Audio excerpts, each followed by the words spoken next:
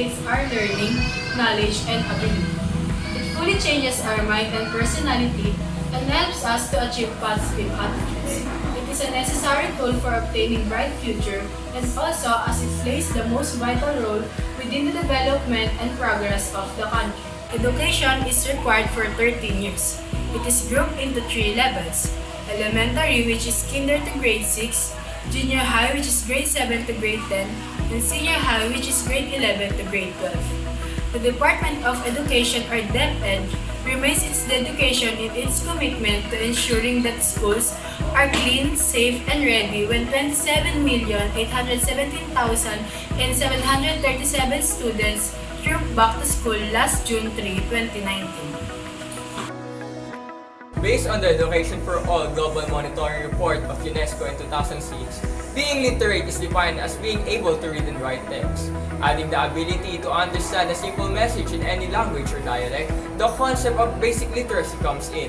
If a person has these abilities with further addition of numerous skills, then one has attained a significantly higher level of literacy called functional literacy. Although the Philippine system of education has long served as a model for other Southeast Asian countries, in recent years that the system has deteriorated.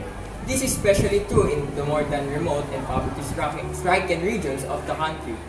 While Manila, the capital and the largest city in the Philippines, boasts a primary completion rate nearly 100%, other areas of the country, including Mindanao and Eastern Visayas, have primary school completion rate of only 30 or less.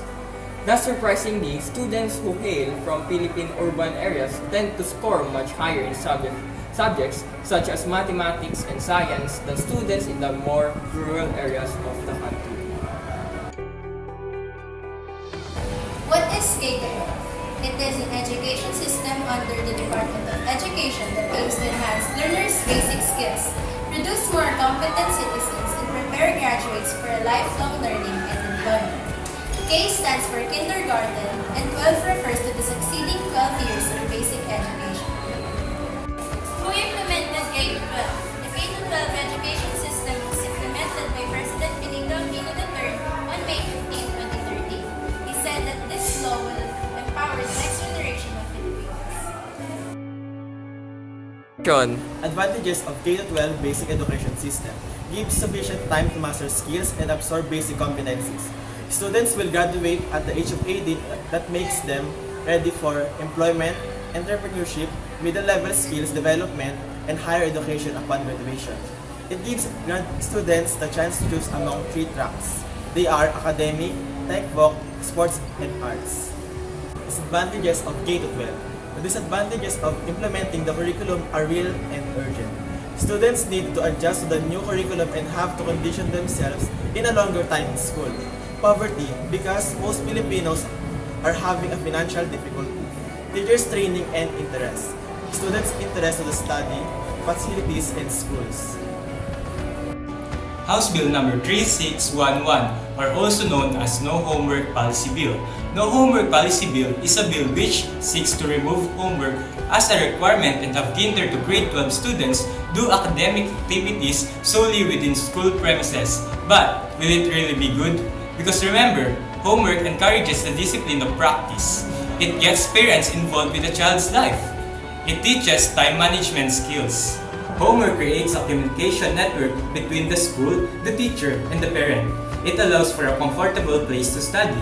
It provides more time to complete the learning process.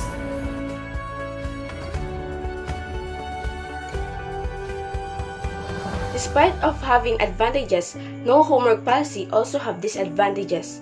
First, homework do not give students time to do other activities. Too much homework is often assigned to students. The arguments for a no homework policy ostensibly take into account the welfare of students, their families, and teachers. Excessive homework, or to state the argument more accurately, any homework at all, is physically taxing on students. Many of them very young after they have already spent a full strenuous day in the classroom.